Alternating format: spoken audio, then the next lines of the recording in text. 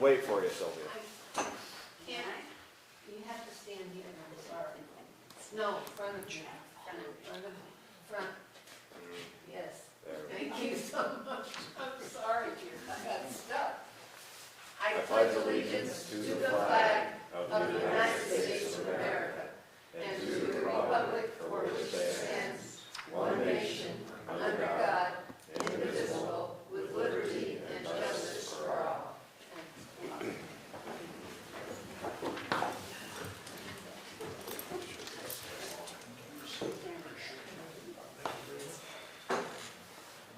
Okay, as is customary now, we're going to open the meeting with the opportunity for public comments. This is for anyone who has something, question or comment that they want to make that's not addressed in the agenda, something outside of the agenda. Is there anyone that wishes to speak to something not on the agenda? Sylvia, I'm surprised. I can't think that far ahead. Okay. Well, it's never our intention to limit participation. I'd like to have the board approve the minutes of 12/19. I'd like to make a motion to approve the minutes of 12/19. No, it's approve the minutes. in case people didn't all catch that. Second. There's a motion and a second. Is there any discussion? All in favor say aye. Aye. Aye. The minutes One One abstention. abstention. Next order of business is to possibly approve annual Class 2 vending license for Hound Dogs. No changes, just an annual license renewal, same location, no issues with police or back taxes. Is Neil here, or is he just trusting that we're going to do this without question? At times there have been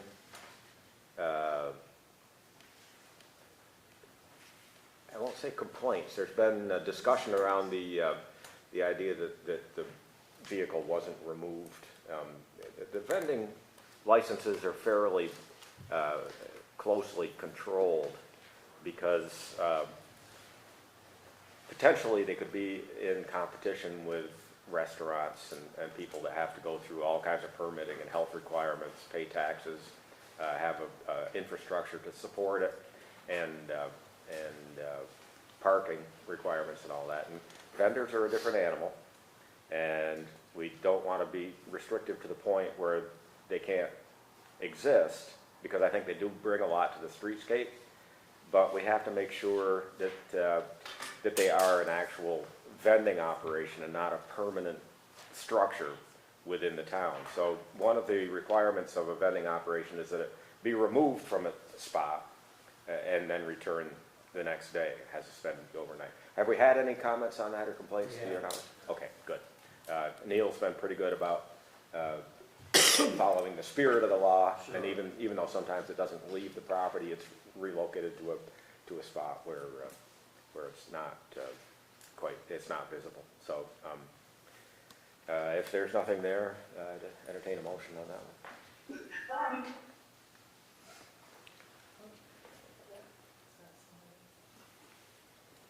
I'll move to approve the annual Class 2 vending license for Hound Dogs. I'll second. Any discussion? All in favor say aye. Aye. And the license is approved. At our last meeting, and I see a lot of you have returned, we talked a little bit about the Planning Commission's response to the proposed application by Verizon Vertex for the construction of a communications facility at Hunter Park. The Select Board had not taken a position on this at this point. The application has not been filed yet, but there's nothing to prohibit us from taking a position going in. We did hold an informational meeting, and both the Select Board and the Planning Commission were in attendance, and the proposed applicant went through all the information that they had available at the time, and it's certainly, I believe, we've had some discussion since then with people that have come in that wanted to talk about it, and there's nothing to keep us from continuing that discussion. It wasn't a public hearing, where we can continue to take information on this at any given time. But I think we have a lot of information on this, and the idea was that maybe by this meeting, we could make a decision. There was a request to take a decision, a position at our last meeting, and my response to that was it wasn't on the agenda, and I just want people to know that we're considering it and allow them to be here in case they had something they wanted to say. So I'll briefly open it up to public comment because some of the people that are in attendance weren't here at the last meeting, and we have invited you to come and be a part of the discussion. Is there anybody that wants to comment at this point? Like I said, we have a lot of information that we've been given, and we're well aware of the concerns and the support on both sides. If no one wishes to speak at this point, I'll open the discussion up to the board. I believe the intent is for us to take a position at this point in time. Ivan, does the PUD override the zoning, the town zoning in situations like this? Because I know that was a concern. They could. Yeah. The proposed location, of course, is not a permitted use Right. in the zone in which it's proposed. So, and in many cases, the state has overridden that. But I think it would be unusual for the town to override their own zoning. Yes? Just to address that point of information, the PUC is supposed to give substantial deference to the town government. Yes. No, yeah, I think I just wanted to clarify what Ivan actually said. They could, but, yeah. They can, yeah, they're supposed to defer. I remember hearing that. I wanted to make sure that was still something that we all,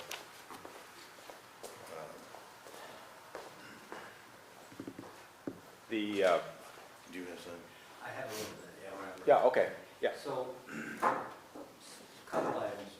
One, when we opposed the AT&T, when we sent that letter at mental health draft for us, we opposed it on a couple points of emphasis. One was that it didn't comply with the town plan, and that it didn't comply with the zoning, the land use and development ordinance. In this particular case, we might have to find something different to use as opposition,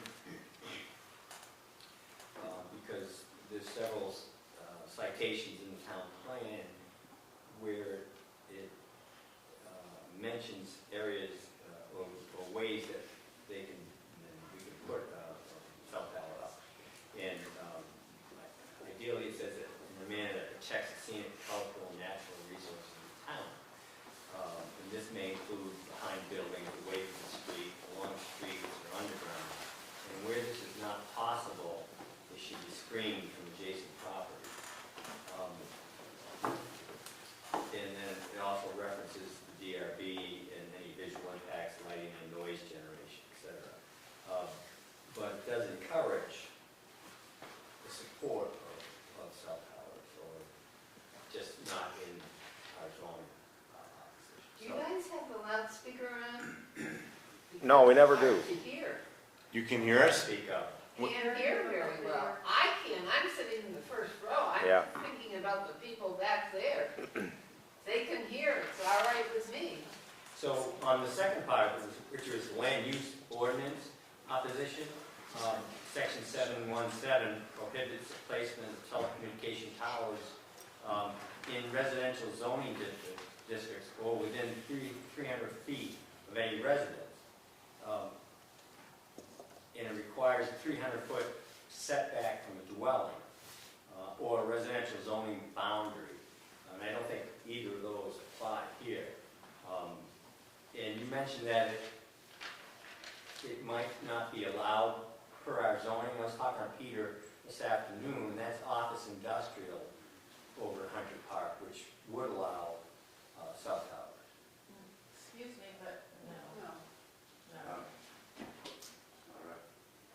Wilbur?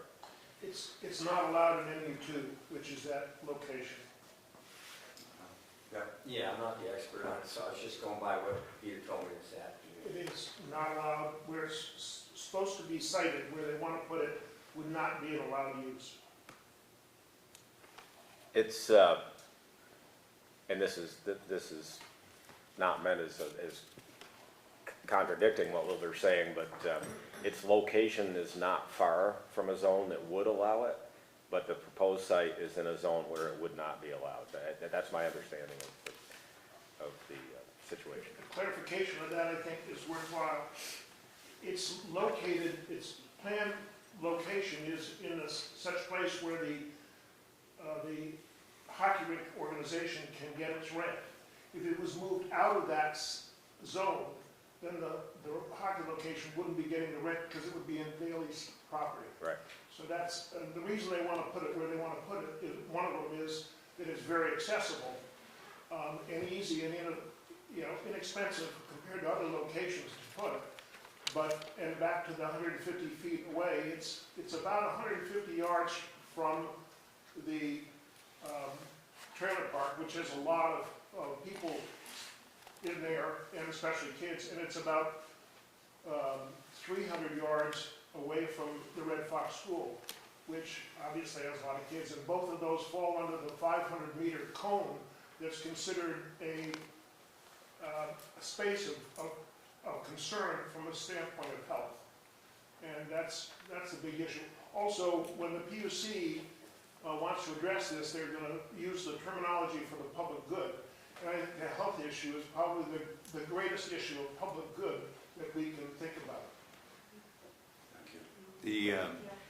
Mr. Chairman, I'm looking at our zoning map, and actually it is office industrial. That the park is carved out as office industrial. There's Sorry. the entranceway. On the actual submission of the plan from like Vertex and Verizon itself, the original plan submitted back when they first, made this known, it clearly states in all that information that it's MU2 and it's. Well, I'm looking at our map, and it's office industrial, but that's, I think, here nor there at this point, because as we know, they can, if they decide they want to put it there, they can overrule our zoning. But there are other issues. Yep, remember? Yeah, I think the other issues that you raised, Wilbur, are Right. real and worthy of consideration and worthy of note in any decision, no matter which direction it goes, that the proximity to those uses that involve especially children and young people. And as Steve has said, people that live closely together and collectively may not have the loud voice in a public arena that some others may have. So, and that did not fall on deaf ears.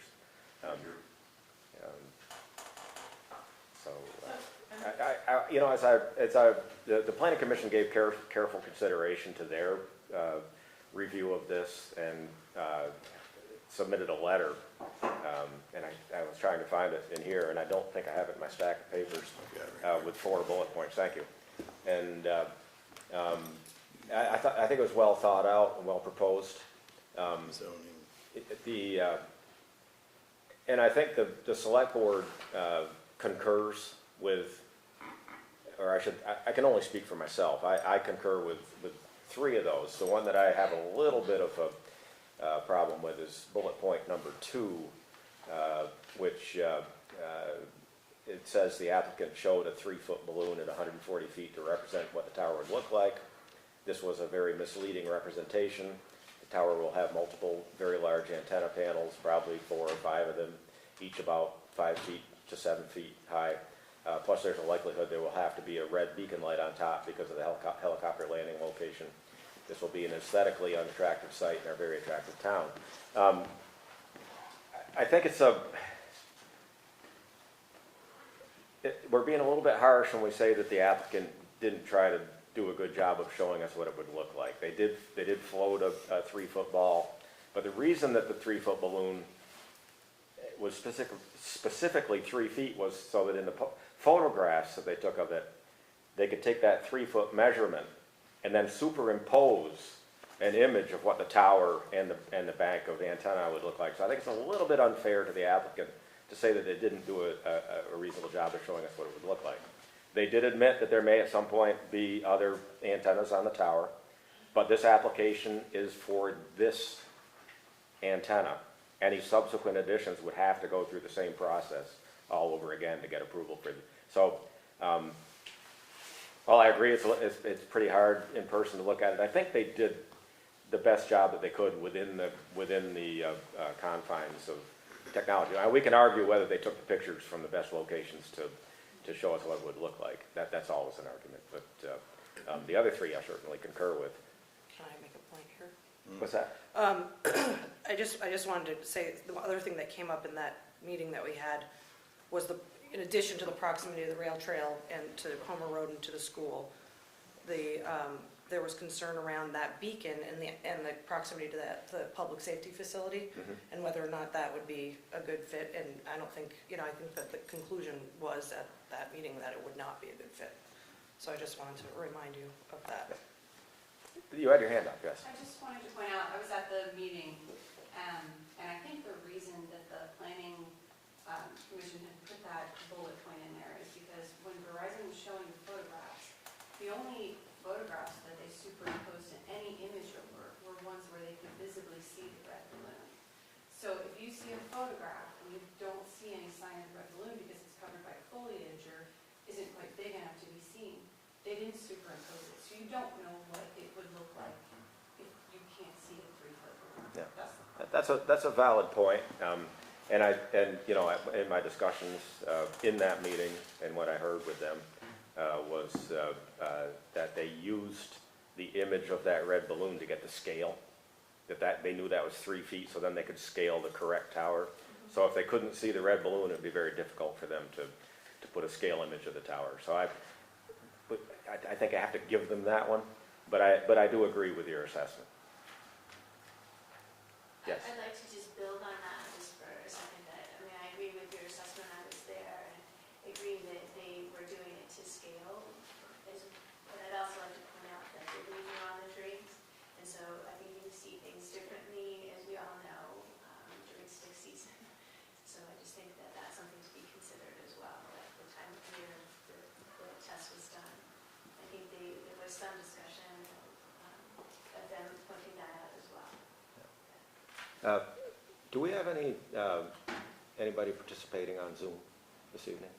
We have 5 different participants. Okay, I'm going to ask people, because Sylvia mentioned earlier, the acoustics of this room are not great.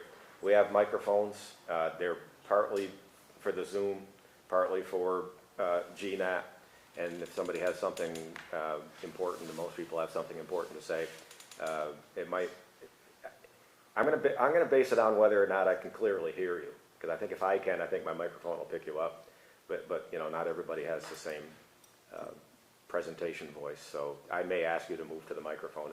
It's not a slap. It's just we want to make sure that what you say is heard by all. It doesn't make it any louder in this room. It just gives the people that are on Zoom and the TV camera better access to your comments. So finally, we have 2 have raised their hands. Okay. It's not on the screen, so I'm not seeing it. I don't know why. It's okay. Jonathan West. Okay.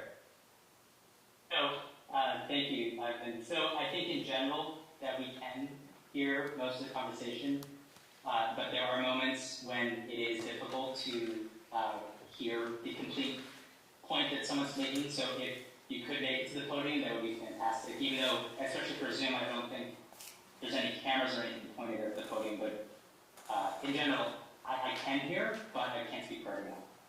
Yeah, for Zoom, actually, looking at our screen, the podium is there off to the side, so I think you would be able to at least see the person and certainly be able to hear them better. So thank you, Jonathan. No problem. There they are. Oh, there you are. You finally came up on the screen. And we went away. Great smile, by the way. Was there another person with their hand up? There was another hand as well, hold on a second. Hillary Coleman? Hi there. Hi. Hi, I can hear you. Thank you so much. I guess that's all she wanted. Okay. Thank you. Thank you. All right, more comments. I have a comment. So I agree with the reasons that were presented by the Planning Commission. My questions, or what I'm thinking about, is their presentation was that they needed it there to cover a specific area. And it wasn't as if they just, well, we could put it here, here, here, or here. It was more, to do what we need to do, we have to put it here with a radius of X. So the problem I have is, on both sides of the coin, there's great arguments not to, and to have it because of coverage, and people have complained bitterly about the lack thereof during really busy times, and none of us have come up with an alternative location. And I think we can oppose it, but I haven't heard one person say, well, what about X as it relates to their needs? So, and somebody's got their hands up. So I just wanted to say that because it's something I've been thinking about it. We need it, but there's no place for it. Yes. Yeah, that was something that I'd written into the select board and the planning commission, proposing that the town take its hard-won studies, its development plans, and seek expert counsel on how to intersect where are the places around town that fit the town's plan that would meet its need for this service. The two proposals that have come to light so far were grounded in the interest of the landowner or the proponent, not from an objective study of the need for wireless coverage in town by the town. It seems like if the town had the ability to take that approach, it could make it easier for everybody to understand and less likely to provoke the heat around the argument that these two proposals have brought. That's an interesting comment, and I first of all, we're talking about privately owned property, probably in any of these instances. The town does own some property. Most of it would be disqualified under the same kind of reasoning as what we're talking about here. The rest of it's all private property, and I think even before we got to the point where the town would start proposing that they look at other people's private property, which I'm generally opposed to, we would need to know the parameters and the engineering and all that would make it work. And we can make all kinds of proposals. We've allowed it in our zoning in certain areas, and what we've heard is that those areas don't work from an engineering or technical perspective. I know that AT&T, which one was which? AT&T was the first one. Gave all the different locations that they'd looked at, and there may have been 8 or a dozen of them. There were quite a few, and this was the one that worked best from a technology perspective, the one that they proposed. I suspect that we could find places in town that are remote enough so it would work from all the health considerations and all that, but it may not work from a technology perspective. So, and certainly we don't have that expertise in-house. I did do some digging to find out about the private interests and the benefit thereof, and it wasn't as much of a capital gain for that interest as I suspected it would be. So from what I was able to find out. So I sort of don't know that I would weigh that in the consideration of the location.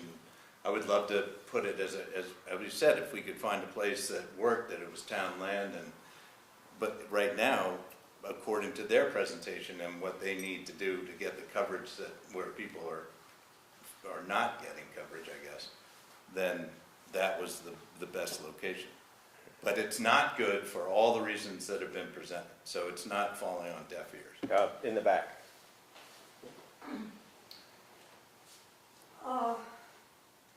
My thought has been that it would be nice to see the town be proactive rather than reactive on this matter of cell towers. And my understanding during the information meeting that there is a well drawn out, defined, worked upon smart location program that the town can adopt. In other words, the town does not have to reinvent the wheel. And I just wonder if, and maybe Tina, you can help me out, I don't know who mentioned it, but she said she had it in hand as to the considerations and how to go about answering the questions, both from the standpoint of, those who might benefit and those who might not. And the questions that I've heard you ask each other, if you use that or something similar, it may not just help with the decision on the table now, but in future situations, so that we won't have to spend all kinds of time looking at blue.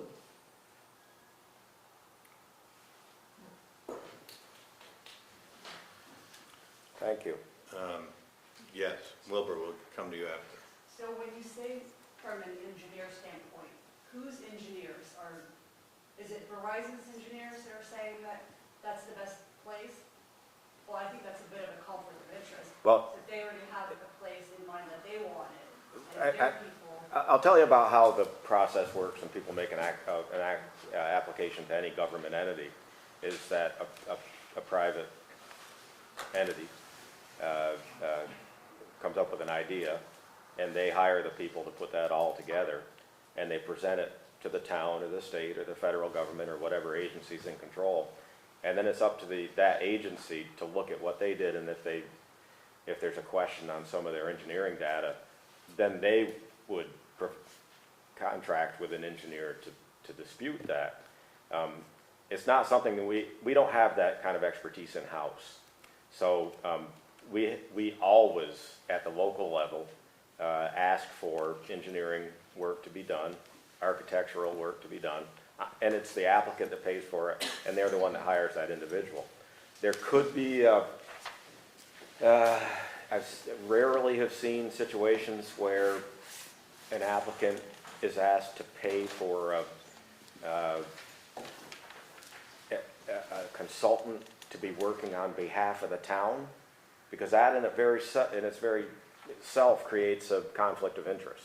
They may be paid, they're being paid by one person, but working on behalf of another. So it's perfectly normal for the information that comes to us to be put together by whoever that entity is and the people and the consultants that are working for them. There's nothing wrong with that. Yeah, no, well, yes and no. I mean, there's a lot of conflict of interest. It's just like pharmaceuticals hire their own people to do, but there is a bias and there is. Bias is a good word. Yeah, excuse. I just want to make sure that it's not a conflict of interest for them. Well, no, of course, it's not for them, but what I'm saying is, there could possibly be another location. They're just telling us that that's the location, and so, because this isn't a third party, they're paying for this, so therefore, whoever they're paying is gonna favor where they want the power to go. Yep. So, and I understand that the town doesn't have that capability, but part of the being proactive, does the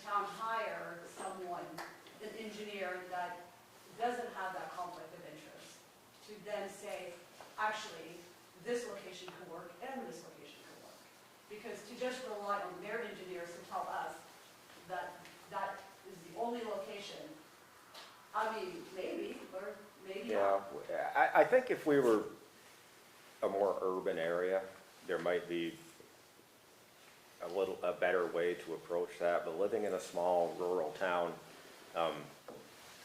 there's just not the concentration of resources for the municipal government to be able to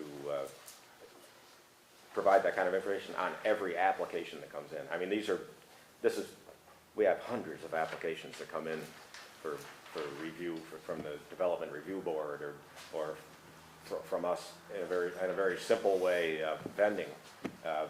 We have to look at that vending application. It's going to take up a parking space. If that is a parking space that's dedicated to a use over here, if all those parking spaces are accounted for, they can't have that parking space. There's so many moving pieces to every application that comes in, as simple as it may appear. This is a much larger one. And it's going to be something that impacts everyone, both on a positive and negative way. And we need to try to represent the town's best interests in our response to this, and fully with the knowledge that it's going to be a different entity that makes the final decision. And of course, whatever we say will be weighed heavily in that decision. I hear what you're saying. I don't think we're at the point right now where we want to spend that kind of money. There's been no application filed, and it could be removed. It could be withdrawn before it's even time for it to be submitted. I think we have somebody that has their hand raised. Okay. And Wilbur also had his hand. Yeah, we've got a couple of different people who want to speak again, but go ahead. Victoria Silsby. Hi, Victoria. Hey, Ethan. I do have a favor to ask. For the participants on Zoom, we have no idea who's speaking because we're facing a bunch of the backside of everyone's heads, unless it's the select board that's speaking. And it's really weird. And here's people can identify themselves. I don't care if they're at the podium or not. Okay. Just to hear the backside of people's heads speaking, it's bizarre. I appreciate that, and we'll try to do a better job. Thank you, Victoria. Thank you. Y'all heard her. Wilbur, you had your hand up. To make sure it's totally forthright, I'm the one that wrote the letter from the Planning Commission. And before doing it, I did a lot of work investigating the situation and talked to town leaders in Enosburg and Warren. Both of those towns have had Verizon make an application, and it's become a very contentious and confrontational situation, and it's not good. And they've chosen locations that were basically easiest for them to get into and to put a tower up. And the town, in both instances, has said, no, we don't want that. And it's become a big legal issue now. And so I just say that because I think that you should be aware of that going into a potential arrangement with this organization. The other thing is, I believe the last sentence in that letter says, I urge the town to help find a better place with Verizon for a tower, because we probably need a tower. But I think, and it's been said here, that there's probably a need for the town to get outside help, engineering help, determining where a tower could be put that benefits the town in the fashion that it needs it, instead of listening to somebody who has a somewhat slanted perspective on the situation. That's not the way to do it. And but it all comes down to health. This potential location is too close to a lot of kids. The school, the park, the rink situation, and the trailer park. That in itself is, to me, enough of a situation where you should say, let's try to find another space for this. Yeah, I agree with you. And I think The trouble with addressing these things through the zoning ordinance, you're next, is that if we're gonna address it through a zoning ordinance, to pick out one location, one landowner, one spot is spot zoning, land use regulations have to be much broader in their scope. And I think we tried to do it correctly within the, I think maybe the better place to address it is in the town plan. At least the generalities of it. It's not a land use issue because unfortunately the places where we do allow cell towers as a conditional use and in certain zones. Unfortunately, those zones don't work to get the coverage where they need to have it. So we could change that and we could say, okay, cell towers are allowed in the mixed use zones, which are residential by nature. But I don't think that's in the best interest of the town either, because it has to be, it's way too general in the way that it's specified. So probably the way to do it is to take it out of the zoning bylaw and approach it from some other angle, and we'd have to figure out how to do that, and probably in conjunction with the planning commission.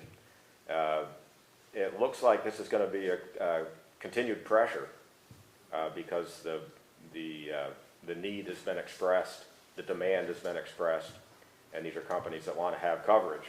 And there are people within the town that want to have coverage also. So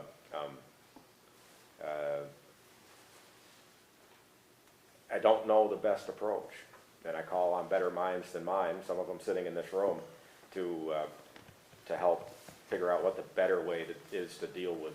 I don't think cell towers. Wilbur's idea is a bad one in terms of finding an independent consultant for cell tower locations, and then we could have a number of options available, because this won't be the last application we get. Yeah. And I assume that AT&T is going to come back unless they're going to go to Verizon and say, we'll lease space on your new tower. Well, I think ultimately the state will say there's going to be one tower. One tower with, with multiple. And they may choose one of these locations that's been proposed, or they may deny both of these, but there will be one tower and the providers will be stacking on that tower. Right? That's what's generally happened in other places. I don't know if that's feasible, Scott, if you've ever seen that, but I think that's a great idea.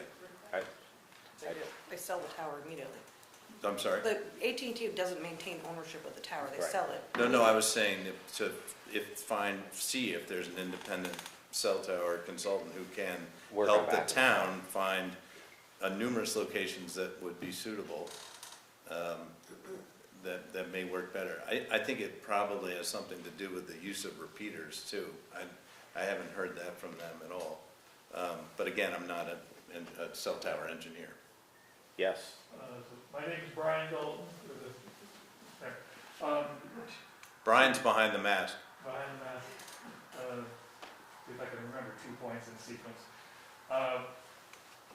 I'm not aware that it has been ascertained that the places that are in the town plan and zoning have been determined unsuitable for covering the town with this wireless. I'm not meaning to dispute you. I just have not seen anywhere that it is said that none of the spots that are permitted are suitable. We've had now proposals in completely opposite sides of the town saying, oh, it has to be here, oh, it has to be here. So that doesn't make sense on its face. The other side is, to me, this approaches something like a highway or a water system or an electrification system. The emergency people make arguments that it is necessary for responding to public safety calls. There's a lot of places they get to where suddenly they lose signal. They can't find the sick person. I take that on. The general public benefit, I think, is at issue.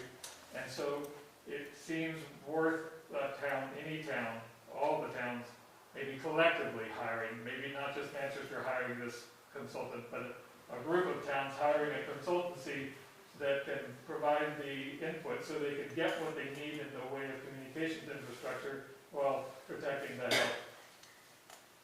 And that may not be possible. But it may be. Yeah. It may be. I think Yeah. this is this particular issue is pretty specific to Manchester because we looked at the maps of the coverage that this would provide, and it's not terribly impressive to me. You don't get the wide coverage that I thought you would get out of something of this magnitude. So that's a little concerning to me, but what that tells me is I'm probably not going to get other communities to cooperate with Manchester to a Manchester-specific issue, because the towns that are around us, Dorset has a tower, they're not likely to get another one. Sandgate's not interested. Sunderland's not particularly interested in dealing with on a larger scale, and the population just isn't there to require it.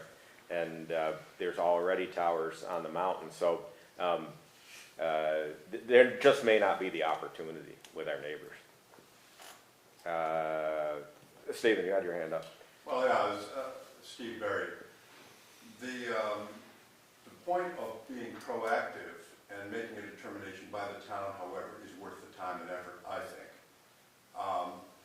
That's number one. Number two, I think that the precautionary tale, if you're having problems already in Enosburg and in Warren, and you've already seen what's happened 60 miles south of us in Pittsfield, Massachusetts, with the legal issues, and the towns do not have sufficient money to fight this corporation. So it would be better for us to find a way to do something that would be valuable for our town, for the common good, and have it on us rather than have it placed on us by someone else and then have a fight on our hands.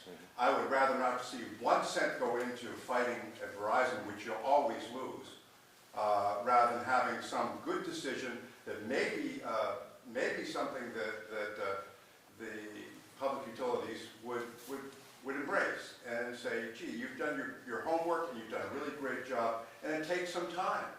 And you can buy some time here, I think, to allow for a good solution for the town of Manchester in the meantime. You've served in a much larger political circle than I have, and I'm going to just put you on the spot for a second. Do you see this as being a bigger issue for the whole state of Vermont, something that maybe state government ought to be involved with? Yes, but yes, I do. And the reason for that are numerous, but one of them is we don't have good coverage in the state of Vermont, number one. There is huge amounts of money that are coming into all the states to make sure that rural areas are able to communicate better. But once that comes in, if there are no regulations, if everything is deregulated, then every place you look around, you're going to have a little bitty tower here, a little bitty tower there, as well as all the big towers. So we have to be really careful, I think, to make sure that the decisions that you make are the best decisions based upon all available information, and use, if you find one place that does it right, you use that for the model for the entire state. And right now we don't have that model, from my perspective. So I think that this is, we don't want to be a Pittsfield, Massachusetts. We don't want to see that happen. We want to be able to avoid any legal ramifications with this. It's a very contentious issue. And the money is there now to put these towers in. And so I think it is going to be a major state issue. Just like a major state issue is going to be our soil and water. Simple. But those are big, big issues that people continue to push down the road. This is soil. Healthy soil. Thank you. Yes. Hi, Dee Mirabon, resident of Manchester. Nice to see everyone again. On that note, as I mentioned at the larger meeting in October, doing a little research on the PUC and the state of Vermont is currently in a process to ask for input into the 248A process. They are looking to create siting criteria that would be used statewide. So to me that says we're lacking good siting criteria right now in Vermont, and every state is very different on this. Maine and New Hampshire are forming a commission to look at cell tower siting statewide, that the commission would actually help communities. But I think tonight, we don't have to solve that issue. I think you are tasked tonight with responding to the community's concerns. So I think it's important that this board make a statement to the PUC about how you feel about this particular sighting, because I think they're putting all their guns into this spot. And if you aren't clear on your stand, I think you may have to bring out bigger guns going forward to figure out how to look at other site possibilities. Last point I had is I spent a little time canvassing our mobile home park over the weekend, and most people don't answer their doors, even to me. And the folks who did, I spoke to 6 different residences. None of them knew about it. They had no idea. So that to me was pretty shocking. I let them know about it, but out of 6 residences, 2 said they absolutely didn't support it. They signed a petition stating that, and the other 4 said they would look into it, but they were unaware. So I thought that was pretty interesting, that living so close to a pretty hot topic, you know, not everybody is aware of what's going on. Yeah, I'm not surprised by that, and because I've been here a long time, but we have to be careful in the way that we react to the information that we receive from very good people with good intentions that are passionate and well-informed, and we have to be careful that we don't take that as the voice of the people, the larger community. And I'm not diminishing your passion or your information that you're giving us by any. We do that on every issue that we deal with. The people that are most opposed to it are the ones that show up. And it's very important that we hear their voices. We don't want to make the mistake of thinking of this as a referendum, because it's not. Each of you came here with a specific thought process, and you're doing an excellent job of presenting it. And on the facts, I think we can make a decision on this based on the facts as we understand them, but not represented as the will of the public, because we haven't asked that question. If we asked it at town meetings, if we warned it, gave everybody an opportunity to show up, and the people that did show up made a decision, that represents the voice of the people. But you know, we can't do that on every issue. This isn't a government of referendum. It's a representative form of government. You elect us. You think maybe we'll do a good job of sifting through all the information and make good decisions. If we don't, you'll replace us. But we do try to do a good job. And I certainly want to thank you all for the information that you've brought to this. And like I always do, make sure that you know that we consider each and every piece of information that we receive as being important.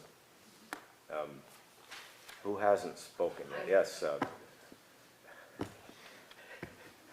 Dick Smith. Thank you. Just, you mentioned facts, but I mean, as it stands now, the facts are that 3 of the zoning zones, which have gone through the whole zoning process of public meetings, not just one, select board has approved the zoning, the planning commission, so on, as it stands now, that those 3 areas permit a cell tower and the rest don't. And those 3 cover almost half of Manchester, almost 21 square miles. You know, the rest, and if you can't find a cell tower in that, you know, but that's the fact, that it's already gone through that. That is a fact, but I will tell you, Dick, that when we approved that as being part of the ordinance, that the cell towers would be permitted on a conditional basis in these zones, we had 0 information on what it takes to make a cell tower effective.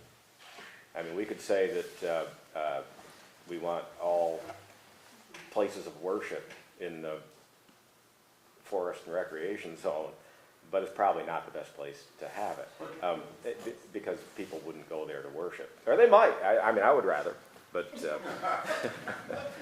three areas we're referring to is where it's not permitted. The others.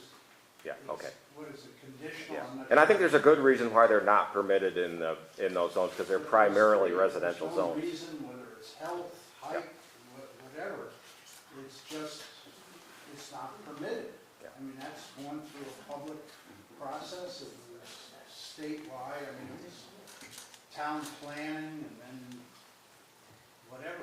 And I think it would be perfectly reasonable for the planning commission. The planning commission and the town are two different, have two different statutory participatory levels in this process. Both Act 250 and Act 248 in this process were separate parties to the process. And the reason is that the planning commission may have a different perspective than the select board does, because we have jurisdiction over different areas. I think the planning commission, if they wanted to, could oppose this simply because it's not allowed in that zone. And they'd be well within their right to do that. I think that it was great that they went a step further and said, here's the other reasons that it doesn't make sense in this particular location. But from our perspective, we need to take zoning, we approved that too, we need to take that into perspective, but we have a much larger jurisdiction than the planning commission, which is just land use planning. We take into account the health concerns, the societal concerns, the economic concerns. Planning commission shouldn't be involved in the economic impacts of anything. So having those different concerns could put us in opposition, and it has in the Act 250 process in the past, and the state anticipated that and said we're going to give two different party statuses. So I think we can walk into this with a unified front, both parties. Weren't all those considerations taken up during the zoning meetings, item by item, and why this is permitted here? You way overestimate the depth of what goes into that. The Planning Commission looks at just land use trends and where certain land uses should happen in town. It's up to other people to figure out if that makes economic sense or not. We've created zones in the past that didn't make a lot of sense where we adjust zoning boundaries all the time due to patterns of the development that occurred prior to zoning or pressure that continues in the zoning process, and we adjust those lines. At first, they're just an arbitrary line on a map, and the uses that are allowed there were something we dreamed up over the 50 years that we've had zoning now. We've gotten we've got a good record now. We can look at how it's worked, what has worked, what hasn't worked, and we make changes to that zoning ordinance 3, maybe 4 times a year, some sweeping, some smaller, but it's constantly being adjusted because when we first considered that, we didn't have all the information. And somebody comes in and makes an application and we get a chance to talk to them, we suddenly realize, that maybe we got this a little bit wrong and we adjust it. This is what we're seeing now in this process. We said cell towers should be allowed here, but we didn't have access to the information that said that there's a potential that they may not work there. And that's not even something that we would know. And that happens during the application process. Anyways, I've been told to move it along. Sally? Thanks, Ivan. Sally Shaw from Cottage Street in Manchester. I just want to point out that the existing town plans and zoning ordinance are the criteria on which the PUC will base whether Manchester has a legitimate standing to say we do or do not want this tower. So we can argue about how, perfect our regulations are for every situation, but that is in fact where you have leverage. So I wouldn't undercut that. Yep, and the one thing that I've learned tonight that I had not heard prior to this evening is that there's some disagreement as to what the zone is there. Wilbur? There's no disagreement. The application is in MU2. Okay. But I also want to say something, I hope we all have humor for for it at this point, is when the town makes a decision that this isn't the best location for this tower, I think it's critical that a letter be formulated to either the PUC or Verizon. I don't know which it should go to, but it's got to be really carefully done so we don't immediately get into a terribly obstinate and contrary relationship with the Verizon people. We got to figure out how to say to them, we think it's necessary to find a better location for the town's best interest. We want to help you do it, and that's really important. Okay. And I think all of this input tonight has been very, very positive. It has been. It's been very helpful, and a lot of it, not a lot of what we heard tonight is something that we heard before, which is really interesting to me. But it helps us to place that all squarely in mind. I think it's time to get a sense from the board as to where we want to go with this. Sylvia, if you can be brief. I will be brief. In number 6 here, what we're talking about, the Verizon, Vertex, of the construction of a cell tower, not a communication facility. We're not talking about a facility, we're talking about a cell tower. And that's what we should see that our language expresses. I think sometimes we use words that are not appropriate, and I wish that would not happen. Bravo. Versus facility, is that what you were? Cell tower. Yeah, it's a cell tower versus a facility. Communication facility isn't the right choice of words. We're talking all the time this evening. About a cell tower. Yes. Right. Yes. And be But specific. I wasn't thinking of it as a facility. Well, be specific when you can, because you're gonna refer back to this and say that you're talking this. I'm looking when at what you're you're really looking at. talking that. Okay. I think choice of words are very important. The words that I choose to use right now is, where are we coming down on this board? I'm opposed to the location. Same. Mainly around the health concerns.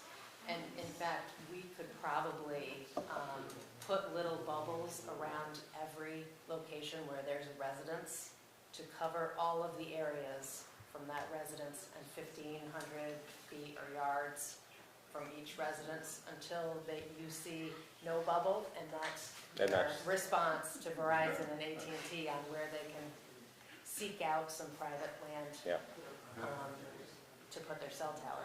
Yeah, I think that's. I mean, I think that's what something the that could state be does fairly for easily accomplished. Cannabis retail stores, right? It's a But 500-foot the radius. risk in doing something like that is that you put, if we base it on what's on the ground today with regard to residences or human use, and we say, okay, here's where you might be able to put a cell tower, and somebody happens to own a piece of land in there, and they say, ooh, I want a cell tower on my property, then all of a sudden, all their neighbors are restricted from doing what they may want to do from a residential or school or whatever purpose.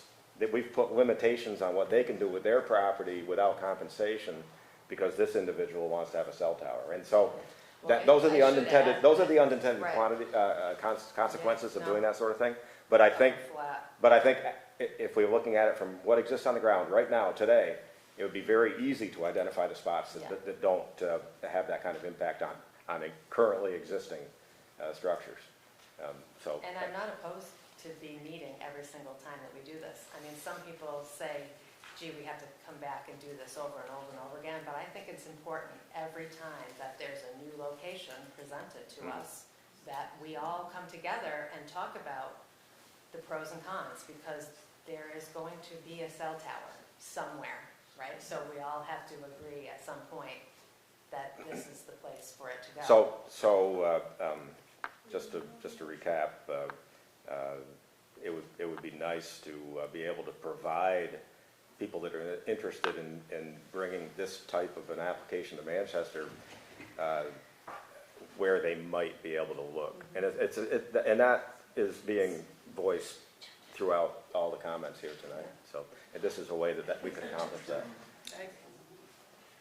If you hire an engineer, then there'll be spots, so you don't have to do it for every So, already have it in place, then you can just say, okay, here you go, based on our engineer. so I think we can deal with this one step at a time. I think I think at this point, we've discussed it enough and people are waiting for us to make a decision. We can make a decision here this evening, and then we'll have to draft a letter to the board. Wilbur? I don't think we could hear the comments from these two members of the No one's select letting board. us talk. We didn't get that far, but I think what we need to do is float a motion. Okay, did we hear what, I mean, have we? We both said we agreed. Could you say that a little louder? Okay. We're all, Well, we're about to take a vote. 4 members of the board, the 2 on either side of me are all in agreement. So obviously you know what to do now. I would like to have a motion and something that we can act on. Yes. Can I just interject one quick thing, Martine Victor? 415, residents of principally Manchester, but also from some other surrounding towns, Dorset, Arlington, oppose the tower. And the vast majority of people I've spoken to over the last several months all feel it's a terrible location. They think, yes, we may need the service, but not at this location. And many still, to this day, more people are hearing about it, but there are still many people that are surprised and shocked to learn that it's even being proposed for that location. That represents a lot of hard work, and I think how many? 400 and 415. 415. Yeah. so I'd like to make a motion that we oppose this location and help find a better location for our cell tower in our community. Second. Moved and seconded. All in favor, say aye. Aye. Aye. We will compose a letter to the state. We will run a copy past the planning commission. And I think when we go into this process, the town and the planning commission will be in lockstep to try to get this resolved in a way that works. I thank you all for your participation on that. We have a long agenda ahead of us this Sign on evening. the way out, too. And I didn't say it at the beginning of the meeting. 2 things. There is a sign-in sheet on the table. If you didn't sign on the way in, please do so before you leave so we have a record of who was here in attendance. Secondly, there are 2 petitions on the table for 2 of the members sitting here at the table. They're up for re-election this year. If you think they're doing a good job, help them get back on the ballot by signing their petitions. They are also on the table. Because I anticipate that some people will be leaving at this point.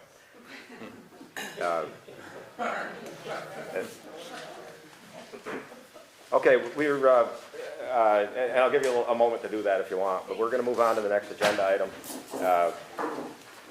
which you may want to stay for because it's riveting stuff. This is the personnel policy review. Okay. Do you want to, Mr. Chairman, adjust the order of the agenda to appoint Thomas West as a full member, just in case Thomas has other things to do, unless Thomas wants to stay for the whole meeting? I'm not sure if you were here just to hear that. Okay, all right, we won't adjust it.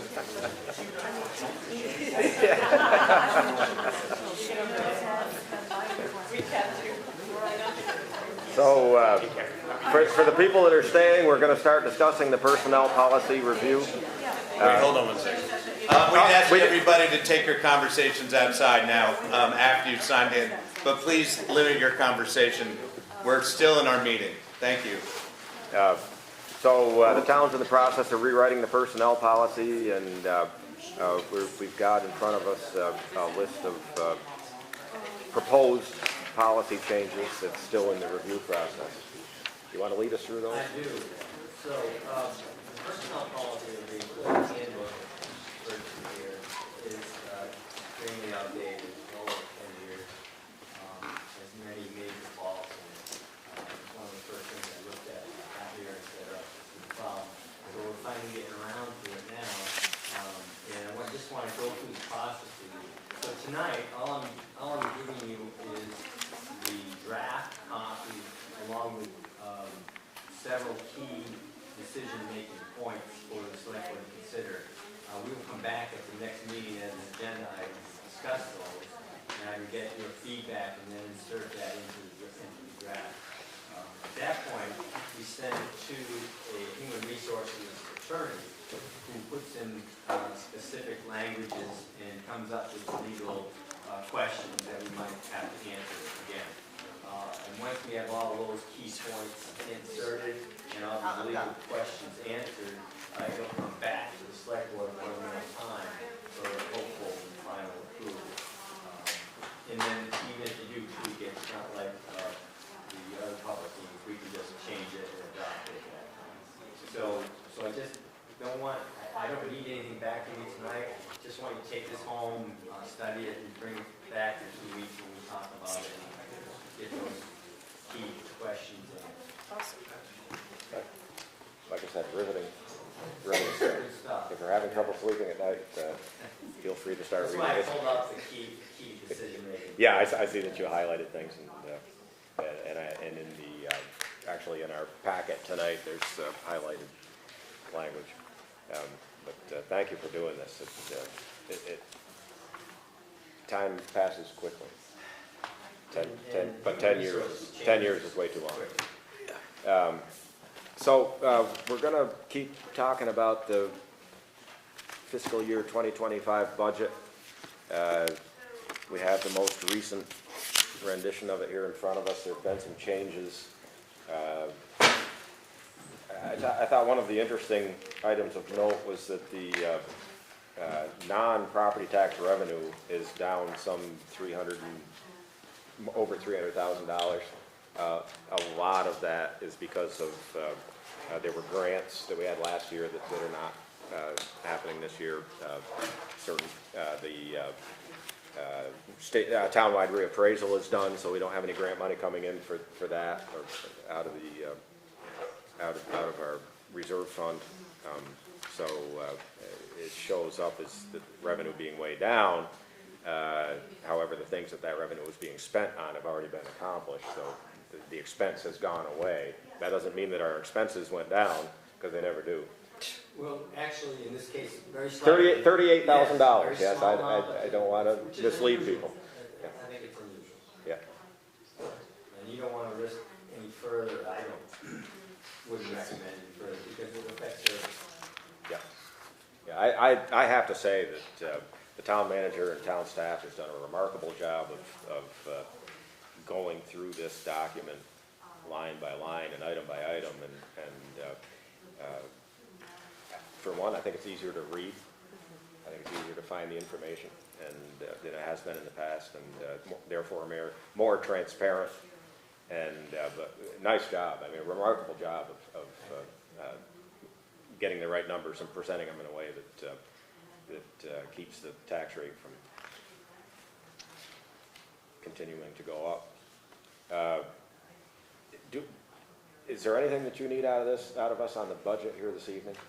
Just the next step, because we're at the point, really, I don't see any major decisions to be made. I mean, we got to add the appropriations in. Yep. And there's a substantial increase, as you know, coming from the library. So if all of the appropriations were approved, we'd be looking at another $67,000 to be raised by tax. Yes, and it's important to note that some of the requests have gone down. There's actually been a reduction in certain places, but there's more pressure, and there's also been pressure within the budget for non-municipal entities, and specifically the Manchester Business Association. My perspective on this is that we have an agreement, and I want to continue to operate under that agreement at a set number. I don't support an increase.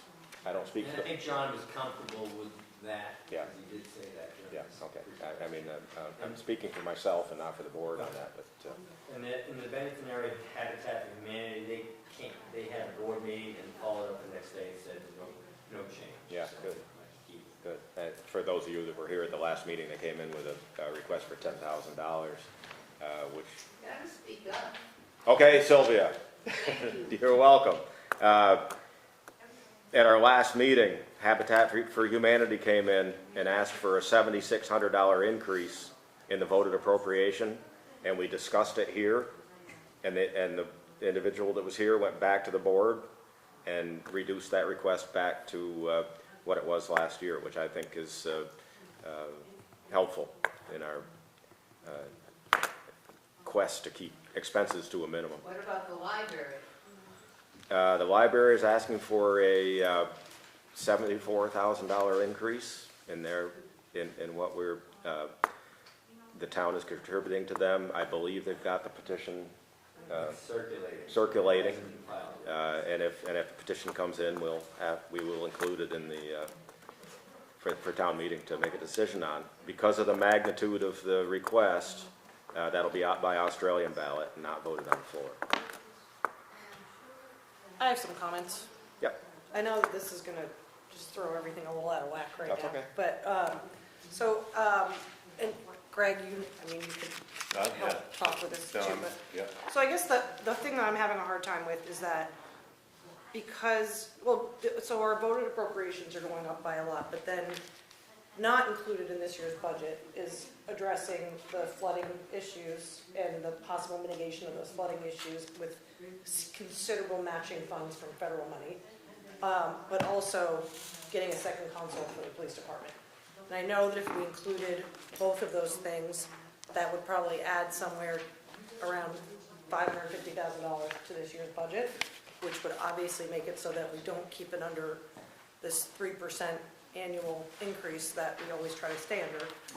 But I'm having a hard time with both of those issues not being addressed in this fiscal year. And so I guess where I am is that I think it's time that we really start getting the message out to voters that if these appropriations keep coming up and they're increasing, then other services that are, I think, beyond necessary are getting kicked, down the road.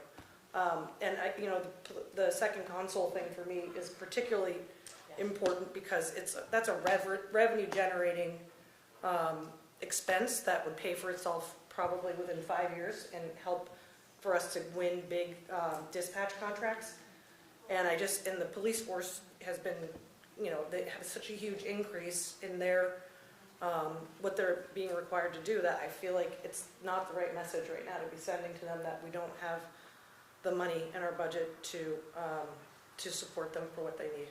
So I want to open up that. So I think just so people know the magnitude of what the police force is dealing with. The number escapes me right now, but I believe this past month alone, November 1st to December 1st, the last month that we have numbers for, the police were asked to respond to somewhere in the neighborhood of 430 calls in a 30-day period. That's 15 calls a day. That's pretty staggering. In that same period, the fire department had 25 calls. That's almost a call per day. And the rescue squad had 146. 150. That's 5 calls per day. All that goes through dispatch. We provide our own dispatch, and fortunately, we are starting to get called upon by our neighbors to provide dispatch services for them. We provide dispatch for the rescue squad, and we're compensated for it. If we provide dispatch for surrounding towns, and we do have people that have come on board already. By people, I mean other towns. We are compensated for that. We have one console, one dispatcher. There are many times during predictable periods where a second dispatcher would be necessary, is necessary now. If we have a local emergency, which requires not only police, fire, and rescue, but mutual aid, there's no way that one dispatcher can manage all that because everything goes through the dispatch desk. So reasonably, a few years ago, the police department, which oversees dispatch, asked us to put in a second station. And it would be manned part-time, partly as needed and partly predictable. We applied for a grant. It's about a $300,000 expense, unfortunately. 350 now, I think. Maybe up to 350, I'm informed. We applied for a grant. We were unsuccessful in obtaining that grant. That's a big chunk of money for us to try to field when we're talking about trying to save $500 here and $700 there. and suddenly you drop a $350,000 expense on it.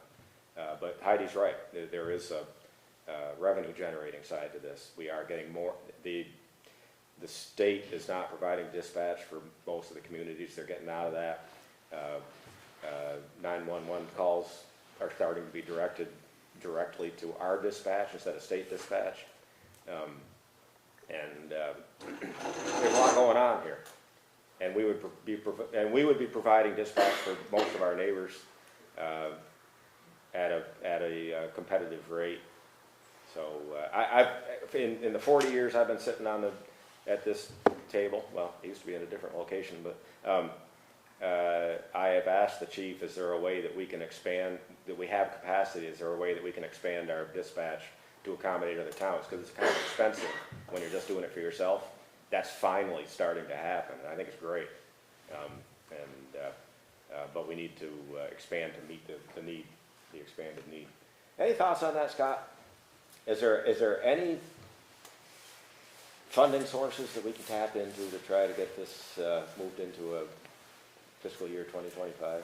Well, I mean, clearly it's a capital expense item that can't be fit into the general fund. Correct. Expenses.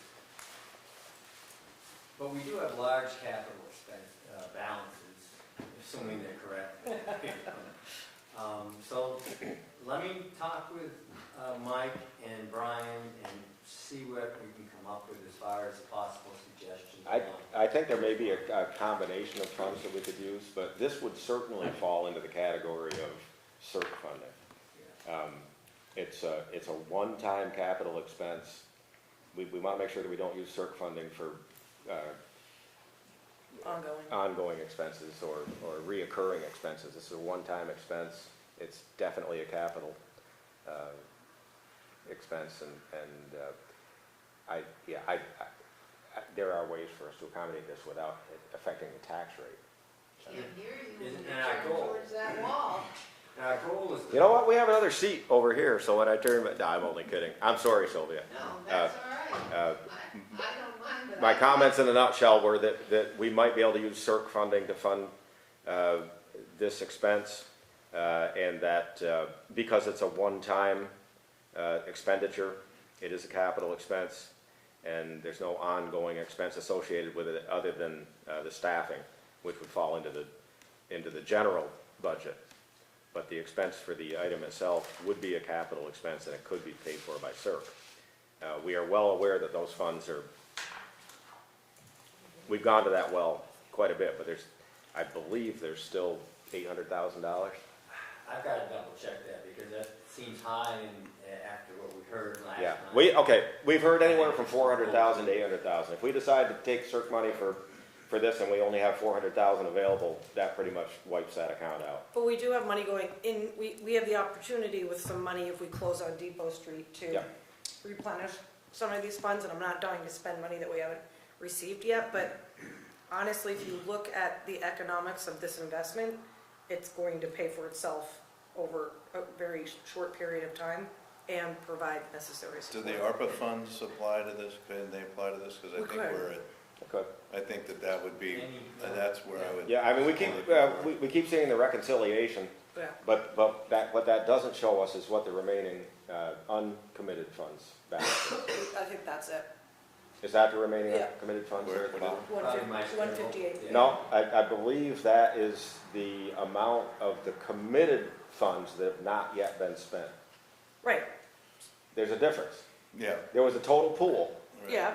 And we committed 700 and some odd thousand of that. Yeah. We have not spent all of that yet, because some of those numbers are zero on the expenditure side. So there's a balance remaining of the committed funds. So it's either 165 or 158. It's one of these. 165, 158, but there's still funds that have not yet been committed. Oh. Because we were originally talking about $1 million, something it's over $1 million. It's 1.1 million, you're right. So there's money there that hasn't even been committed yet. Okay. Yeah. I didn't know that. Yeah, see, you wouldn't know that coming in because this is the only reconciliation report that you see. And so there's still another $350,000 out there that we should probably look at. Because we need to spend that. Yeah, and that could also be something that, if we're gonna talk about it, let's talk about also the fact that there's this federal grant that pays 75 or 80% of flood Yes. mitigation. And if you look at the two proposals that were made by the consultants that were here, the aggregate, for the medium proposal for both of those, if you average those together, is around 200,000. So that's just an average. If we're looking at the moving pieces of these two items that you're talking about, Yeah, to me, the flood mitigation falls into the ARPA yeah, arena, but the capital expense of a second station CERC. is CERC. And so I guess what I don't think ARPA fund, I don't think CERC funds would be the right place to draw from for the for flood. flood mitigation, because that's gonna happen again and again and again. Yeah. But if, we as a board discussed having ARPA money not be a rainy day fund, that's not the intent of Right. it. And so while I know that there's all these mechanisms that you can put the money into a general fund through, lost revenues. Yeah. I don't think that's the idea of what this money is for. So if there's an opportunity to have an 75 or 80% match to help out an area, and Greg, you can speak to the value of the grand list down there, but also, Right. just something that's obviously, very much climate change related, we should be seriously considering. Well, as Heidi said too, we're protecting something that we're about to improve and take control over also. The roads. The road and the Sewer. sewer. Sewer and water. But, yeah, I think also we have a taxpayer base down there, and I think we should protect that. You're talking about Green Mountain Estates now. Right, and all the properties along the Liebrook and Bournebrook that are affected. by this. There are properties well beyond Green Mountain Estates that are Right. affected by Yeah. flooding, and as a matter of fact, we're gonna be talking about one of these later. It's across the Richville Road from there, but, Involvement there. yeah. A lot of Greg's point is, these are a grand list asset to the town. People pay taxes on it, and to help to protect that grand list asset is maybe a reasonable expense for the town to take on, to make sure that we stabilize our revenue stream. So the argument has some merit. Some schools of thought would be that, you caveat emptor would rule, you buy next to a moving body of water, and that's the chance you take, that your house, would be affected by floods, and so should the municipality be responsible. But if you look at it just that way, I find that to be a little bit short-sighted, and if you look at it from the vein that we're protecting our assets and taxpayers and doing it as a community, then you can see why it might make sense for the town to be involved. And we're not paying the whole expense. We're looking at a small percentage of it. The problem with these remediations are that it's an ongoing expense after each episode, and we have to have some dredging take place. But I really think that this would be the time to go forward with it. The other issue that Heidi didn't, I'm in total agreement with Heidi, by the way, on these two issues.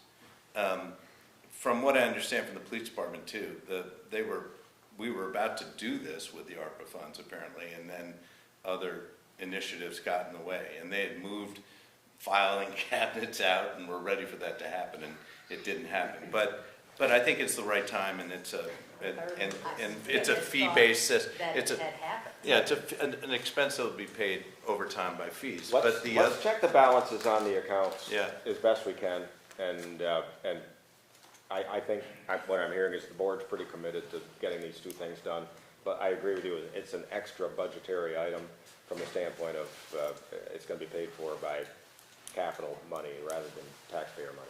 So the select board has the authority to make the decisions on the ARPA funds. Yes. So if we choose and we find there's enough money in that, to go that route, you could do that on your own. The CERC funds, does that have to be voter approved? That has to be voter approved. Right. Okay. But that's why I wanted. We need to know, include that in the article question. Yeah. Yeah. I think it would be helpful for us to know what the remaining balances are. I mean, it looks like there's potentially something over $400,000, maybe even approaching $500,000 still in the ARPA fund, depending on whether we spend committed money.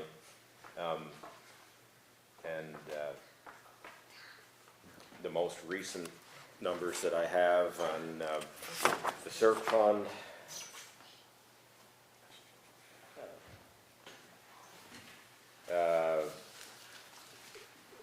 $791,559. Yeah, I know. I mean, That's the problem, I know. it's due to accounting. so we'll get to the bottom of that. Sorry to throw you under the bus with that question, but, All right, yes, let me Okay, get let's- those answers. Let's commit to do those things, Yeah. but it doesn't affect materially this document, Right. the budget document that we're talking about. Ivan, I'm just gonna make one last point about that, and that is, I think at some point, we might have to break through the glass ceiling at 3% to make a point about our being hindered by appropriations not to be able to do things that I think are critical to the town. And we're the ones who put this 3% limit on ourselves because we're hindered by the appropriations. Well, I don't think, And I think we put a voters need to go we there put and decide not just my feel-good vote, but they also need to understand where we're coming from. As you've said many, many times, yeah, I mean, I've heard you say it over and over again, you know, it was all great until the voter appropriations sort of blew up our budget. So at some point, and I think this is a good point, we may have to, if we can do it without, that's great. But if it winds up blowing through the glass ceiling by 0.5%, that may be what is needed. And publicly, I want to get that out there because I think it's important for people to think. The operating about the budget difference. is completely within our control, in Right. our purview. Yeah. And I think the 3% cap is a reasonable one for over which we have control. Yeah. We need to use a little bit of self-control in order to stay within that guideline. What people approve for voted appropriations is outside of our control. Right. And that'll push us much farther up in the increase if all voted appropriations are approved. And we don't even know if there's more in the works because the deadline is late this month. Yeah. It's Well, somewhere I around think the you see 25th. my point. On, the 18th, that's coming up real quick. I get what you're saying, but I think you see my point. I think people go and say, yes, and they don't think about how that affects the town. well, we defer maintenance on our buildings. We don't, give raises like, there's just so many things that we're asked to do, during the budget process that gets blown out the window when the appropriations come in higher. And I agree with you 100%, but I'm also wanted just to make that point public. Yeah. Well, to stay within the confines of what's presented in front of us, Yeah. I believe that we can fund these two projects without impacting, except under capital expenses, but there would be an appropriate amount in the revenue side, under capital revenue, to offset the expense, so it wouldn't affect the bottom line on the property tax. There would be an increase in the non-tax revenue from our own sources. Right. But it doesn't affect this document materially. How stable do you think we're going to be for 2024 in all of our endeavors? Well, we're almost done with 2024. That ends June 30th. Well, I know, but the economy is difficult. I mean, everything is escalating constantly, out of control, as far as I'm concerned. Yeah, we try to on the things that we spend a lot of money on, fuel, salt, that kind of thing, we try to project where it's going. We're never right. And there are things over which we have control. The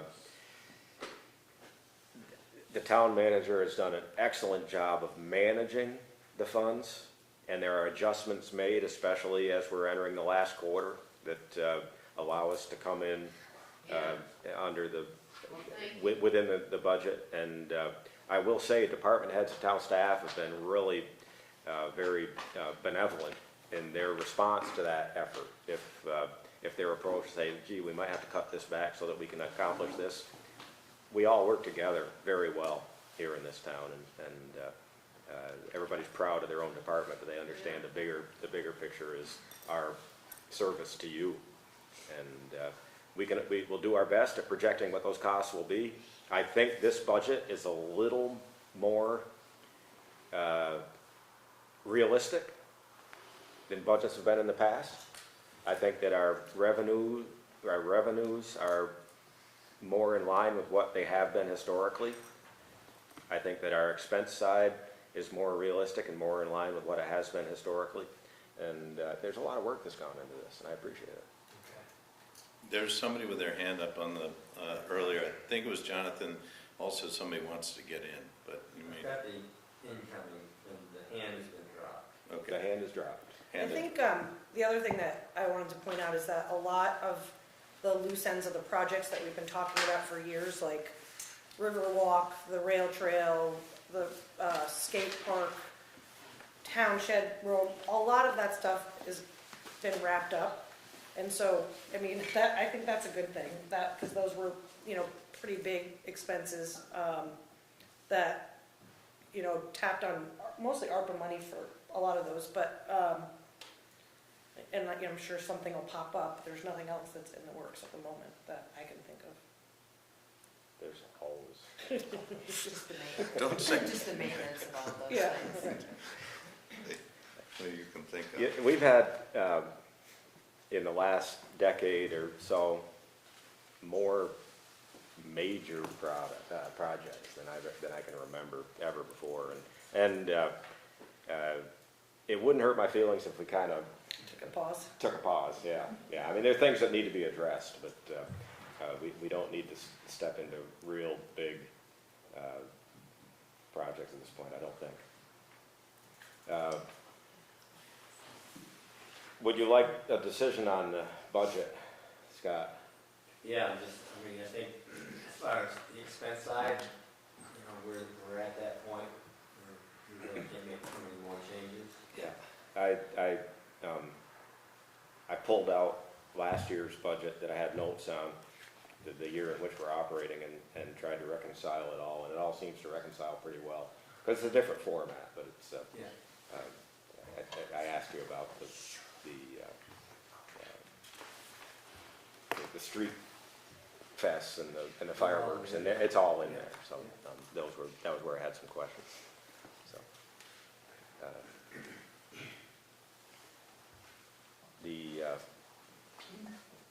what would be the drop dead deadline for getting this approved? It needs to go in the town report. So I've got some dates here for you. Back in the calendar. So like I mentioned before, January 18th is the last day to file petitions for articles. January 25th is the first day to warn town meeting. Oh, okay. So in the past, I've noticed you guys have gone right after that date, and I like to go for that myself. Yep. February 4th is the last day to warn the meeting. The last day to file petitions for public office is the 29th. So FYI. You guys are right on it. Hopefully I got some signatures on it.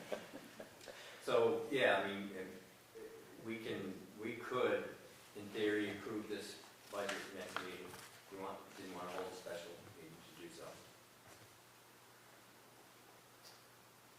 You want to hold off? Till next meeting? Yeah. Or would you feel better getting it approved tonight? I'm comfortable with it the way it's presented. Can we just get balances, and then, Yeah, okay. to me, if we get balances, then I think that'll give me a little more comfort around just Yeah. where we're pulling it from. Yeah, what we need on the ARPA funds is beyond this reconciliation report, because this is just for committed funds. And there's still, I think, something in the neighborhood of. I just brought up. Riverwalk's not on here too. Okay. We committed to, I don't remember what. 25. Yeah, so that should be on here too. Okay. I thought it was 50,000 to that. I don't think there was a little. There was something Maybe it was less. reduced, I hope you're right. Less than the 50, but there was potential for more if they fundraised for. Yeah. So. Well, I We'll don't get think that. any more should be given. I I got it. don't think anything should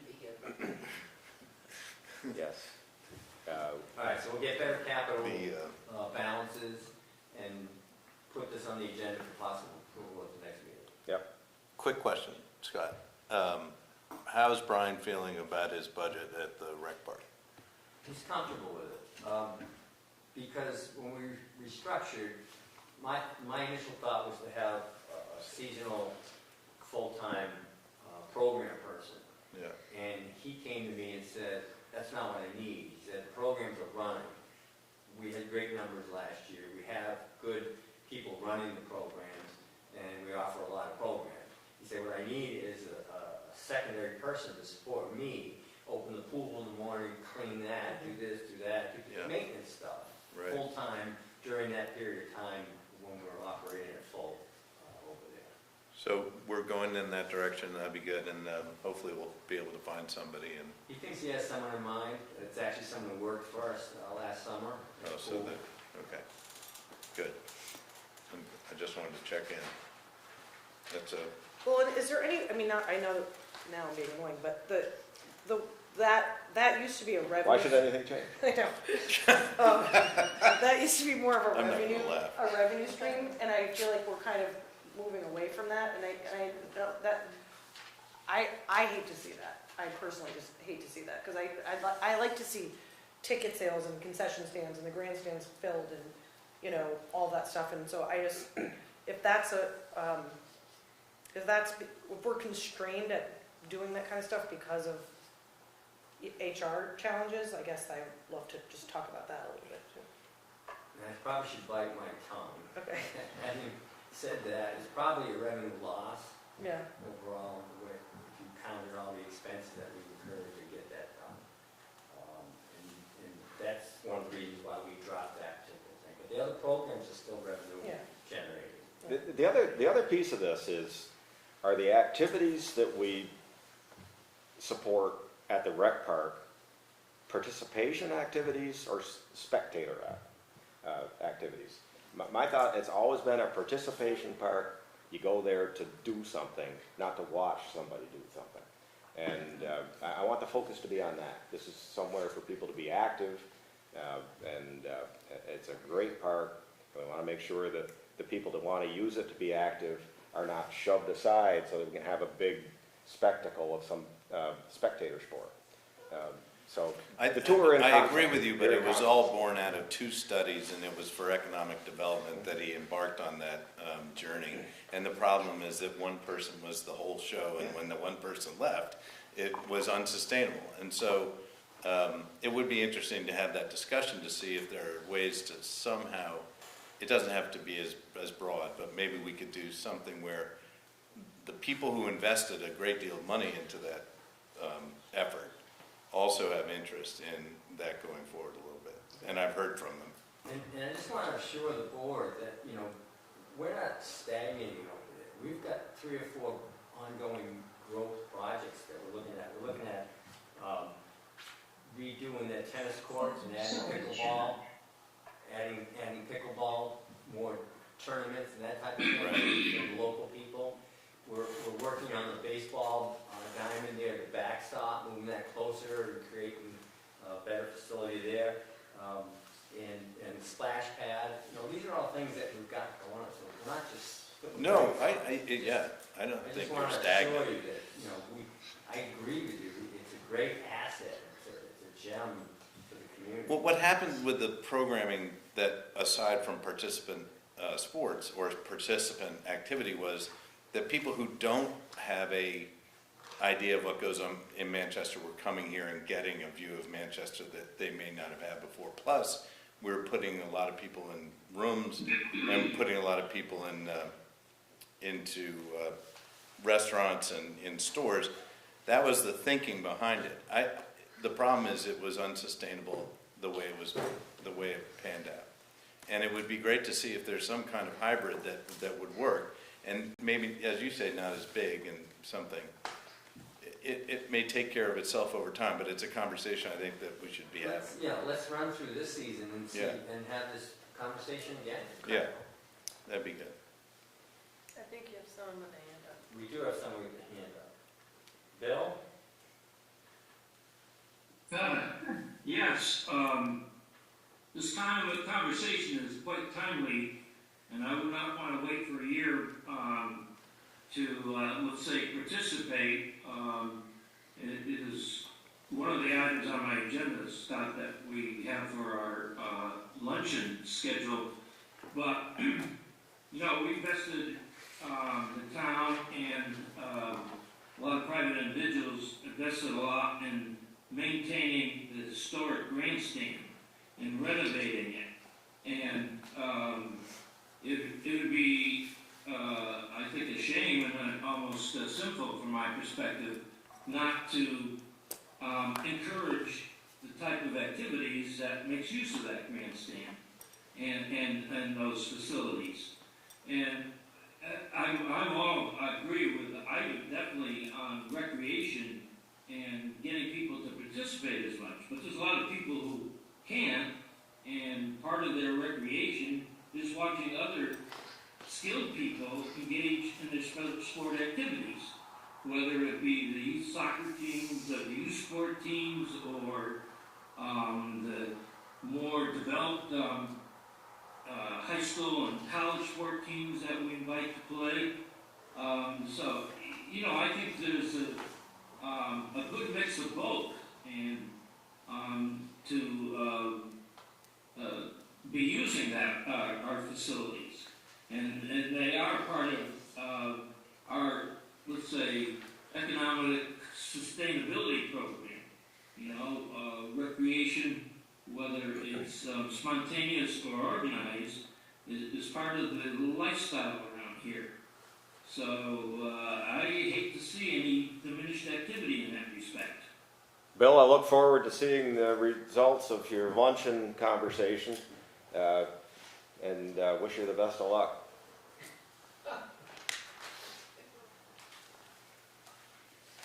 And Bill, when I did you wasn't get? invited. I've got a question. The courthouse, Yeah. you know, there's been so much talk about mental problems. I think we should maybe support some interest in using that facility that way. You know, addiction, blah, blah, blah. I mean, you talk about space that's not used, and Yeah, you're looking for, It's an interesting idea, but we don't have the in-house expertise or capability to provide anything in that arena. no, but if we threw the topic out there, maybe we'd see something come back to us that's within reason to pursue. We're a very upscale and there's a lot going on here in this town. It's got more going on than most small cities in Vermont, but we're still a small town, and we have to keep reminding ourselves of that. But I see so many articles in reference to the necessity of mental health problems. Did we just put out a letter, Scott, or looking for people to, or did somebody else? Gordon from the Journal wanted to write a story on it, so Gordon took her over and gave her a tour. Yeah. Yeah, that's right. There was an article about possible uses, and Gordon said if anybody wants to submit suggestions. Yeah. What happened? She is the woman. Oh, no, I knew, yeah, but I was just letting Sylvia know that there was and I read the article. Now we're Thank really you. against the clock here. Okay, Yeah. we're really bumping up against it. Well, I'm just throwing ideas out there to Yeah. consider. And Gordon's listening. On the budget, I guess we're gonna approve it at the next meeting, so I think we can leave it there. I want to get an appointment in. Thomas West is here. As most people know by now, we had another opening on the planning commission. And we had already appointed Thomas as the alternate, but I think we need to make the permanent position official. And we thank you very much for being here. Is he here? Yes. Yes. Okay, I'd like to know that. Yep. I don't want to miss meeting somebody. And I think it's a good fit, and I think it'll work out well. So I'd like to entertain a motion to appoint Thomas to a full-time member of the Planning Commission. I'll make a motion to appoint Thomas West as a full-time member of the planning commission. I'll second. Moved and seconded, all in favor, say aye. Aye. Aye. The one thing that will need to happen, that's approved, by the way, the one thing that will need to happen over the immediate term is that the Planning Commission will be appointing a new chair. And in my discussions with people closely associated with the Planning Commission, including Planning Commission members themselves, I would like to recommend that Wilbur Rice be the chair. And as far as I know, all members, existing members now are in line with that. And I just want to let you know that Wilbur, that I personally be very pleased to have you serve as chair. I know it'll be in our conversations, you said you'll do it temporarily. And, but I think you'll bring a stabilizing influence to the whole process as the Planning Commission gets up and running. And I look to have a better working relationship with the Planning Commission than what we've seen in the past. I think we're right here. It's a small town. We're this close. I know we've tried in the past, and I think it's the time is right. The time is now, and you might even see me attending a Planning Commission meeting, which I haven't done in about 40 years. Yes. Is it appropriate to ask what happened to Peterson? Because I don't know if that's Sure. Phil Peterson was the chair of the Planning Commission, and through a conversation, it was decided that he would resign and move on. Phil has presented his side of the issue. There's been an article in the paper about it. I think it's a fair article. I don't want to speak for Phil, and I want to thank him for his service and everything he's done for the town in the period of time that he was on the board. I believe this is an opportunity for the two boards to become, just because of the way that things have come about, that now we're becoming more involved in Planning Commission discussions, and we need to seize that opportunity and embrace it and move together as all members of the same team. And maybe we can take some of the friction out of the process of developing working ordinances for the town. And that's my hope, that's our expectations, and it's up to us to bring it to fruition. So was it beyond the AT&T issue? I mean, well beyond, yeah. Reading the article. Yeah. Clear. Yeah.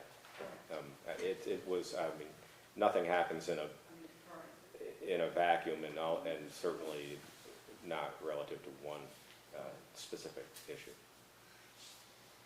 Yeah, Wilbur.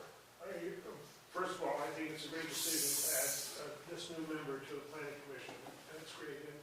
And I look forward to having a really good working relationship with the zoning board and the ZBA and the select board and everything. I think we can only improve on that. Yeah. I know you have conversations with the chair of the DRB, and we've had conversations, and it just feels like a good working situation. It's going to be great. Yep, I agree. Can I go home now? You can. And so I just wanted to highlight this, we found two others on the list while we were putting this back together again, with all the moving parts. So you see Leon Ward on the Planning Commission, his term expired, and Tim Waker's term expired in the DRB. So I spoke to him this afternoon, he's willing to serve again, continue serving, I should say. And we haven't spoken to Leon, but we're just assuming that's the same case there. So at the next meeting, we'll probably put them on the agenda. So, has Tim expired? Well, he hasn't expired literally. But his term expired 6/30/23. We talked about this. I think we did. Did we already Yeah. approve it during the year, you think? I do too. I have a sense that I we had did. someone go back to How the long minutes. would What Yeah. was that? You did, and we couldn't find it. She couldn't find it. I could double check this. Why Do don't we have to make a motion to immediately confirm Tim Waker as the chair of the Development Review Well, we don't Board. confirm as a chair, but as No. a member, they elect their own chair. I mean, that, not, well, yeah, they'd have to, So right. we should put it on the agenda if we're gonna do Right. that. If we're gonna appoint them.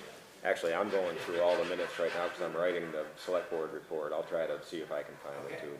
I mean, I kind of recollect like Heidi did, but Yeah, I had someone look for it, they it didn't find would it. be really I don't rare. think it was that long. It was now, It'd be like Yeah, April long. we did it. We did it. I'm 90% sure. Yeah. Is it- I guess what the question is, he can continue to carry on, right? It's 2 years, planning commission. Planning commission's 4. Definitely. DRB is Yeah. 3. Okay. And should we appoint him to the board Well, that's the, retroactively? But if we already Well, did. they may already be on it, we don't have to do anything. All right, let's assume we did and then take care of it the next.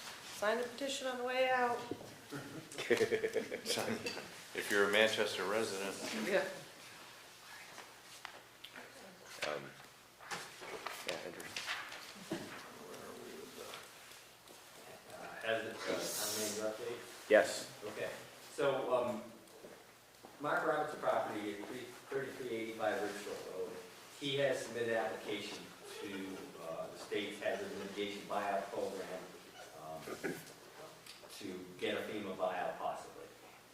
And so, part of the process is, and there's numerous amounts of paperwork and things that have to be done, but try to get a little feedback from the town if they're okay with that, because the town eventually ends up with the property, comes off the tax roll, and we can barely do anything with the property. Cell phone tower. I mean, we can do limited things, very, very limited things, but basically it becomes a non-taxable property for us. So, you know, and we don't have to make this decision until the very end, same as the property owner. But they like to have this feedback before, so they don't have to go through this long process in the town and say, no, we don't want to be involved. And generally, towns go along with the Well, that's what I was gonna say. I mean, it's usually, I know there's been a number of offers at this point in Manchester and surrounding communities for buyouts. And it's up to the landowner to decide if it makes sense for them. But from a maintenance perspective, these properties that flood time after time after time are an issue for the town because there's an ongoing expense associated to it. So, generally, FEMA buyout pays 75%, and the state right now has a pool of funds that is paying the other 25%. So as long as the appraised value is acceptable to the property owner, then they can get their 100%. and then we assume the property We- and the we actually maintenance buy the and property from the true FEMA, from the landowner. can you, and you can't resell in the floodplain, I imagine. So you, All we can do is build pass-through structures, not even build, that's the wrong word. Yeah. They won't allow that.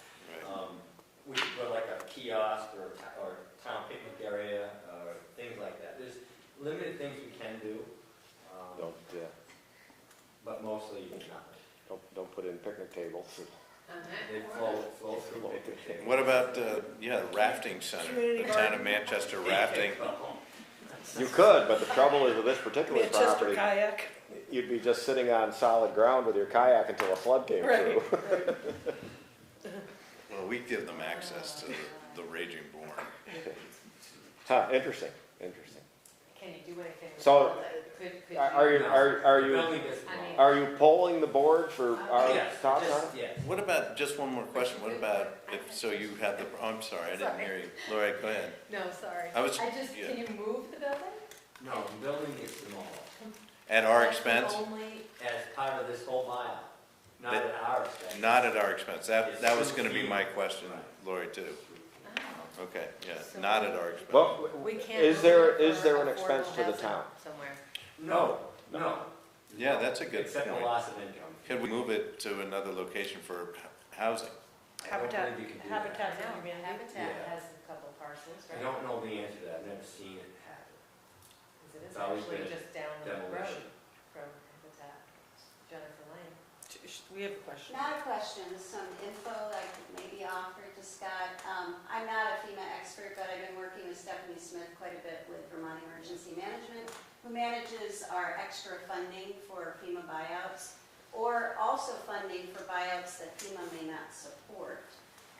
But as I understand, a lot of the buyouts, they really look at it as mitigation, but also as a way to expand the river. Right. So I think towns need to always be thinking of that too, is this expanding the river's capacity to go and places to go. Like Brattleboro's a great example, I look at that all the time. Melrose Place, it's right in their downtown, but they bought out something like 14 properties now, and it's a great place to go see how the river is now allowed to kind of move in different locations, and they're hoping that will help in the floods quite a bit. That makes a lot of sense, thank you. So I have a consensus that we can move forward on this? Yeah. Yes. Okay, very good. And then one other small update, we received a scoping grant award for $60,000. If you remember, we partnered an application with the village for a bicycle pedestrian access between. Unfortunately, I'm gonna cut you off because we just hit Okay, 9 okay. o'clock. But, we can just make a motion and continue the I'll conversation. make a motion It's to gonna be continue brief. the meeting. I'll second. Moved and seconded, all in favor of extending the meeting? Aye. Okay. Sorry. Sorry But about for that. limited time. Yep, so we received the grant award, partnered with the village on the application, $48,000 grant. In actual dollars, it's 20% match. And it'll be a scoping study for bike and pedestrian access between the village and the town center. Great. I think the planning commission pulled that together, right? And there's- Yeah. So that's great. And that's it. All right. We're down to other business. For the select board members, do we have other business? We took control of the rail trail, and Lori and I were there yesterday, and we had a nice ceremony and ribbon cutting. And I think it'd be a good idea to get an idea of how we are doing, Scott, on he's writing, but on a semi-annual basis of how the rail trail is being maintained and how things are going with it. And also if there are opportunities, I think we spoke about working with them for continued volunteer opportunities and possibly even fundraising that could be done somehow. Yeah, To they're very support. active in helping out. Yeah. If they see something that needs to be done, you just take care of it before we get there. It's, Well, now that we took it over, I'm not sure that attitude prevails. That has occurred this summer. it's used Yeah. a lot. Yeah, it is. There's a lot of activity on that. Oh my God, while we were there, it was incredible how many people Yeah. went by. So many people. And I don't think the estimates for maintaining it were that big. I It, think It hasn't been that The expensive. estimates were in the $5,000 range. Yeah, And it's been below that so far. yeah, I was gonna say, it There'll probably, be ongoing bridge Right. costs. sure. It'd be fun, yeah, so just want to stay up on that, Yeah. just because we were there, and it was a nice ceremony and very congenial, and everybody felt it worked out well, thank you. And that's all I have, Mr. Chairman. Yeah, it was very nice. is there any other business? I have someone on the line with a hand up. Still there. Brian, are you there? Yes, Yeah. I'm there. Yes, hi there. I raised my hand back at number 9. I was hoping to learn that the process of the removal of the previous planning commission chairman was done in a way that would reassure the public from a kind of governance standpoint. I can't say that the discussion in this meeting did that. I don't know if there's more that can be shared about how it went about. I'm willing to believe that what appears in the newspaper is not the full story, and I'm also quite aware that for personnel privacy reasons, some things shouldn't be shared publicly, but you're aware that the public is left with this impression that the chair was removed for not aligning with the select board, and if that's not a fair assessment, this might be an opportunity to address it. Thank you. We've been a little reluctant to get deeply into the conversation out of respect And in my conversations with Phil, I wanted him to give him complete ownership of the rollout, as it were, or the discussion, and gave him complete latitude as to how he wanted it to be perceived. And I want to respect that agreement that he and I had. Understood. Thank you.